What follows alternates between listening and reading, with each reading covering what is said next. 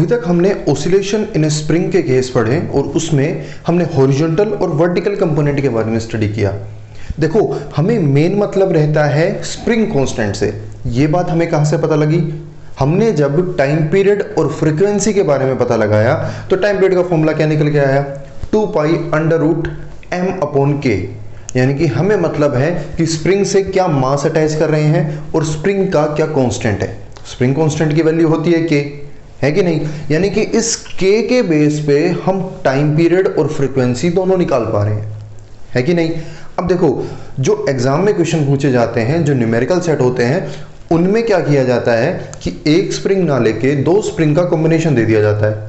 अब दो स्प्रिंग के कॉम्बिनेशन में भी दो तरीके हो सकते हैं। हम पहला तरीका लेके चल रहे हैं स्प्रिंग कनेक्टेड इन पैरेलल। जब दो स्प्रिंग को पैरेलल कनेक्ट कर दिया जाए, यानी कि अगर एक मास से दो स्प्रिंग को कनेक्ट करना है, यहां से कनेक्ट करना है, तो दो स्प्रिंग को ऐसे पैरेलल कनेक्ट कर दिया। क्या मतलब हुआ कि एक दूसरे के साथ लगते हुए। ऐसा नहीं है कि दोनों एक दूसरे से जुड़े हुए हैं, लेकिन सिस्टम ये यहां से वॉल से जुड़ा हुआ है तो यहां से उसी ऑब्जेक्ट से ये भी जुड़ा हुआ है। और ये बात समझ में, दोनों को हमने पैरेलल कनेक्ट कर दिया। इस केस में ये जो k होता है, इसकी वैल्यू कैसे चेंज होती है? क्योंकि अल्टीमेटली हमें टाइम पीरियड और फ्रीक्वेंसी किससे पता लगाना होता है? k से। क्या हम ये देखना चाहेंगे कि क्या दो स्प्रिंग लगाने से क्या ऑब्जेक्ट में ओसिलेशन थोड़ी तेज होने लगेगी, क्या फ्रीक्वेंसी उसकी बढ़ेगी या घटेगी? ये सब पढ़ेंगे, है कि नहीं? तो शुरू करते हैं हम स्प्रिंग कनेक्टेड इन पैरेलल। देखो भाई, हमें मतलब है रीस्टोरिंग फोर्स से। अब आप खुद सोचिए, ये स्प्रिंग है, इसका स्प्रिंग कांस्टेंट ले रखा है k1, इसका स्प्रिंग कांस्टेंट है k2, यानी कि दोनों स्प्रिंग की जो क्वालिटी है या मैं कहूं कांस्टेंट की वैल्यू है वो अलग है। अगर स्प्रिंग कांस्टेंट की वैल्यू अलग है तो जाहिर सी बात है ये उनका रीस्टोरिंग फोर्स है वो भी अलग पाएगा। क्यों? क्योंकि उनकी क्वालिटी अलग हो गई ना स्प्रिंग की। अब एक बात और बताओ, अगर ये मीन पोजीशन है, इस मीन पोजीशन से मैं इस मास को थोड़ा सा खींचना चाहूंगा या कंप्रेस करूंगा, तो इन दोनों स्प्रिंग में क्या अलग अलग एक्सटेंशन होगी या सेम एक्सटेंशन होगी? ये तो जाहिर सी बात है कि सेम एक्सटेंशन मिलेगी। अगर इस ऑब्जेक्ट को यहां से यहां तक खींच के ले जाऊंगा तो ये स्प्रिंग भी उतना ही खींचेगा जितना ये स्प्रिंग खींचेगा, लेकिन रीस्टोरिंग फोर्स की वैल्यू अलग मिलेगी। वो क्यों? क्योंकि दोनों के स्प्रिंग कांस्टेंट है, उनकी वैल्यू अलग है। और ये बात समझ में। अब देखो, restoring force produced in two spring, मान लेता हूं इसका जो रीस्टोरिंग फोर्स है वो F1 है, इसका रीस्टोरिंग फोर्स F2 है। ठीक है, F1 की वैल्यू क्या हो जाएगी? K into x. यहाँ पे K1 है तो K1 into x. Minus sign क्यों है? क्योंकि हमेशा मीन पोजीशन की तरफ लगता है। ऐसे ही अगर F2 निकालना चाहेंगे तो क्या हो जाएगा? K2 into x with negative sign. और ये बात समझ में। अब देखो, टोटल रीस्टोरिंग फोर्स अगर मुझे निकालना है, इस स्प्रिंग और इस स्प्रिंग की वजह से अगर टोटल रीस्टोरिंग फोर्स निकालना है, इसका F1 इसका F2, टोटल के लिए क्या करेंगे? दोनों को ऐड कर देंगे, यानी कि F is equal to F1 plus F2। कहाँ लिख दिया? हाँ ये रहा, F is equal to F1 plus F2। दोनों को जोड़ देंगे। क्या कॉमन है? x कॉमन है। दोनों में x क्यों आया ये पता लग गया, क्योंकि दोनों साथ जुड़े हुए हैं तो एक्सटेंशन या कंप्रेशन दोनों में सेम होगा। तो क्या हो जाएगा? K1 प्लस K2, यहां से x कॉमन ले लिया ना, तो K1 प्लस K2 और नेगेटिव साइन बाहर रह जाएगा। क्या बता रही समझ में? ये तो हो गया इन दोनों के फॉर्मूला से निकला हुआ। ठीक है, मैं मान लेता हूं कोई भी एक रैंडमली कि जो इन दोनों की वजह से इन दोनों स्प्रिंग को हटा के एक ऐसा स्प्रिंग लगा दूं जो इन दोनों का काम करे। दो स्प्रिंग का काम वो अकेला स्प्रिंग करे, तो उस स्प्रिंग की फॉर्मूला क्या होगा? F is equal to K into x. एक स्प्रिंग है तो एक क्या आएगा, लेकिन उन दोनों का जो स्प्रिंग कांस्टेंट है वो किसके इक्वल होना चाहिए? उस अकेले के। यानी कि मैं क्या लिखूंगा? F is equal to minus KP into X. मैंने ये KP क्या मान लिया? Let KP be the force constant in parallel combination. इन दोनों का मिला के जो फोर्स कांस्टेंट आ रहा है वो हम निकालना चाह रहे हैं। अब ये फोर्स इस फोर्स के इक्वल है ना, यानी कि यहां से KP की वैल्यू अगर इन 1 और 2 को कंपेयर कर दूं तो यहां से KP की वैल्यू कितनी आ जाएगी? K1 plus K2। यहां से तो ये सिंपली हमने पता लगा लिया, क्योंकि x यूं का यूं है, डायरेक्ट ये K1 प्लस K2 सीधा ऐड होके ये KP के इक्वल आ रहा है। यानी कि अगर दो स्प्रिंग लगा दिए जाए तो वो दोनों एक अकेले ऐसे स्प्रिंग की तरह काम करेंगे कि उस अकेले स्प्रिंग का जो कांस्टेंट होगा उन दोनों स्प्रिंग कांस्टेंट के सम के इक्वल होगा। Kp is equal to K1 plus K2। आई बात समझ में। अब Kp equal to K1 plus K2 आया है, यानी कि स्प्रिंग कांस्टेंट अगर 2 लगाते हैं तो टोटल स्प्रिंग कांस्टेंट बढ़ के मिलता है हमें। अगर बढ़ के मिलेगा तो हम फ्रीक्वेंसी और टाइम पीरियड निकाल सकते हैं। अगर मुझे फ्रीक्वेंसी निकालनी है तो फ्रीक्वेंसी का फॉर्मूला होता है 1/2 pi under root of K upon M। अब K की जगह मैं क्या लिखूंगा, K1 plus K2 upon M। आई बात समझ में।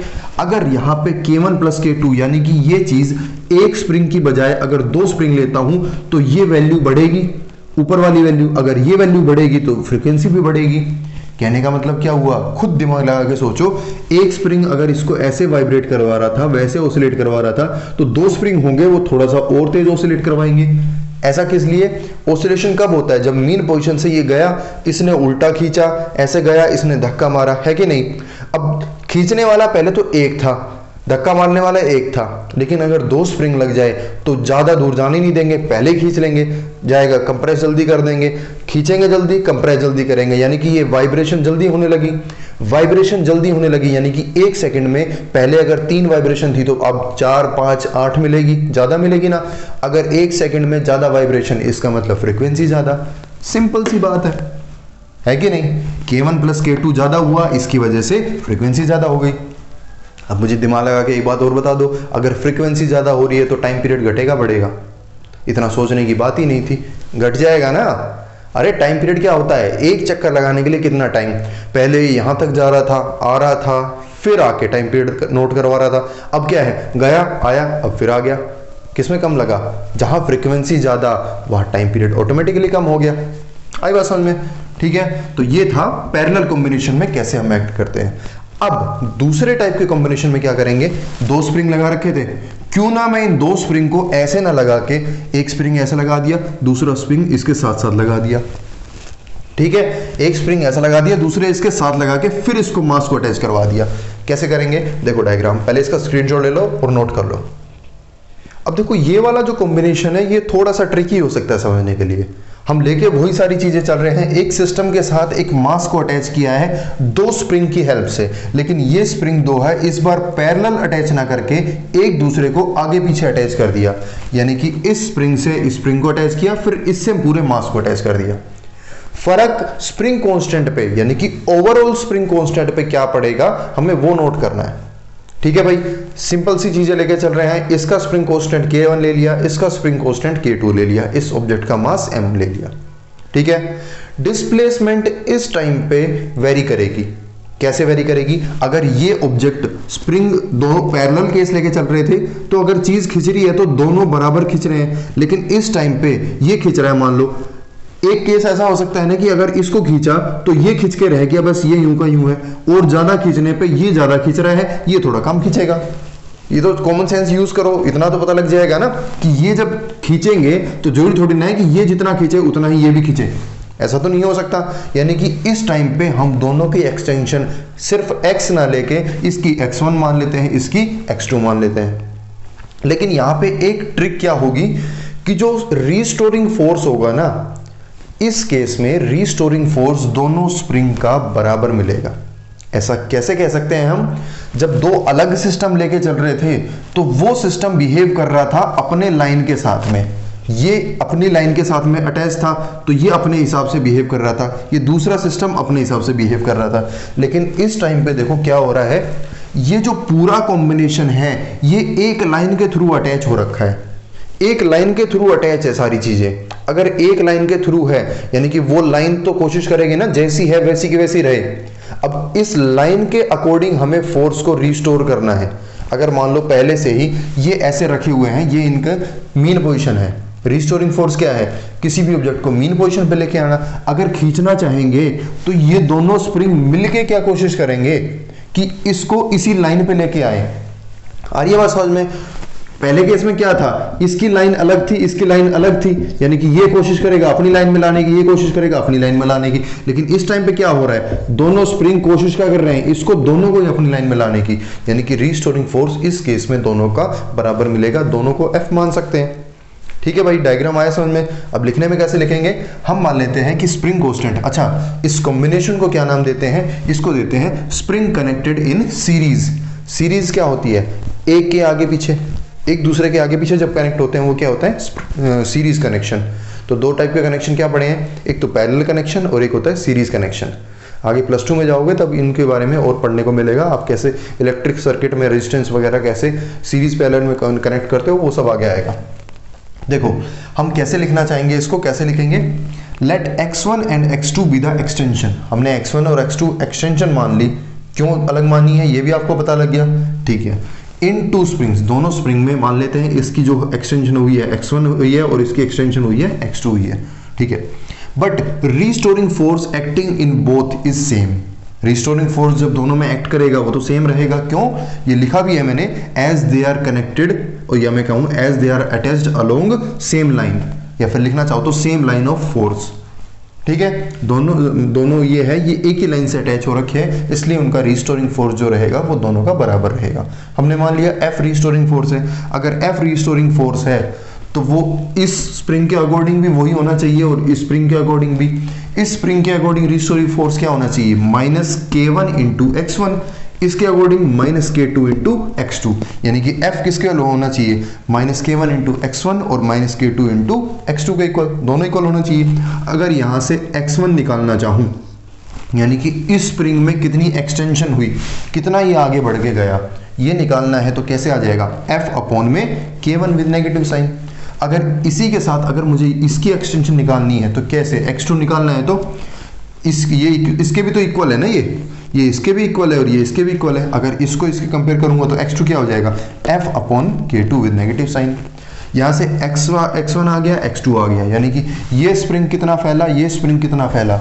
अगर मैं टोटल एक्सटेंशन निकालना चाहूँ कि दोनों मिलके कितने एक्सटेंड हुए, ठीक है, तो वो कैसे करेंगे, टोटल एक्सटेंशन कितना हो जाएगा, x is equal to x1 plus x2, यानी कि इसका प्लस इसका, ठीक है। यहां से दोनों को ऐड कर देंगे, नेगेटिव साइन बाहर ले लो तो ये आ गया F अपॉन K1 प्लस में F अपॉन K2, चाहो तो F को भी बाहर ले लो। जब F को भी कॉमन ले लेंगे यहां से तो क्या आ जाएगा, 1 upon K1 plus 1 upon K2, तो यहां से एलसीएम लेंगे तो क्या आ जाएगा, K1 इंटू K2, ऊपर क्या आ जाएगा, K1 प्लस K2।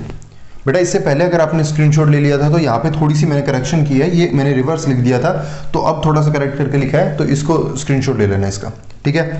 तो K1 K2 ऊपर आ जाएगा K1 प्लस में K2। अगर मैं यहाँ से F निकालना चाहूँ तो इसको इधर मल्टीप्लाई करवाना पड़ेगा, यानी कि ये चीज़ है ये ऊपर चली जाएगी और ये चीज़ नीचे आ जाएगी, यानी कि F किसके इक्वल हो जाएगा, माइनस साइन भी इधर भेज दिया, minus sign K1 K2 upon में K1 plus K2 into x, ये x से मल्टीप्लाई हो जाएगा। ये आ गया आपके पास एक इक्वेशन। अब उस केस में मैंने माना था कि एक ओवरऑल स्प्रिंग कांस्टेंट मान लिया Kp, P क्यों लिखा था, क्योंकि पैरेलल कॉम्बिनेशन पे था।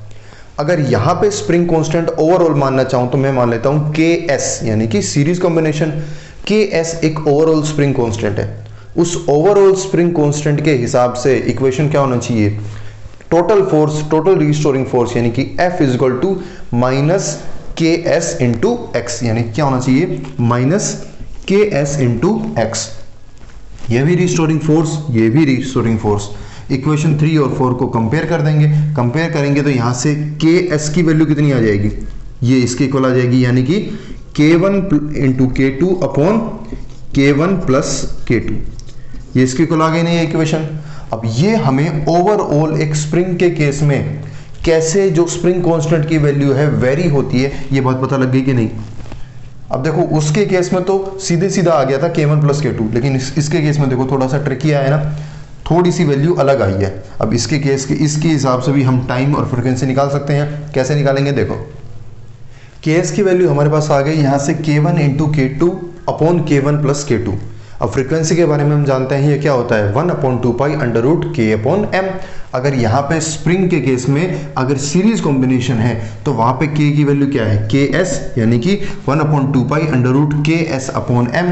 Ks की वैल्यू अभी अभी पता लगाई है, K1 into K2 upon K1 plus K2। तो यहाँ से ये इक्वेशन आ गई आपके लिए फ्रीक्वेंसी की क्या इक्वेशन मिलेगी, ठीक है। टाइम पीरियड की निकालना चाहो तो निकाल सकते हो, लेकिन जो मोस्ट ऑफ द न्यूमेरिकल्स मिलते हैं वो आपको फ्रीक्वेंसी पे देखने को मिलते हैं। आई बात समझ में, दो तरीके के कॉम्बिनेशन पड़े हैं, एक पैरेलल का और एक सीरीज का, ठीक है। इसको बेटा थोड़ा सा एक बार रिपीट करके देखना जरूर वीडियो, और नोट्स को एक बार थोड़ा सा पढ़ के देखना। थोड़ा सा ट्रिकी हो सकता है, मेनली ये जो सेकंड पार्ट है ये थोड़ा सा समझने में तकलीफ दे सकता है, लेकिन बहुत ही अच्छा कॉन्सेप्ट है और आपके इसके ऊपर न्यूमेरिकल्स जरूर देखने को मिलते हैं, और ये डेरिवेशन भी एग्जाम में स्ट्रेट फॉरवर्ड पोस्ट किए जाते हैं, ठीक है, आगे नेक्स्ट लेक्चर में कंटिन्यू करेंगे। All the best, thank you.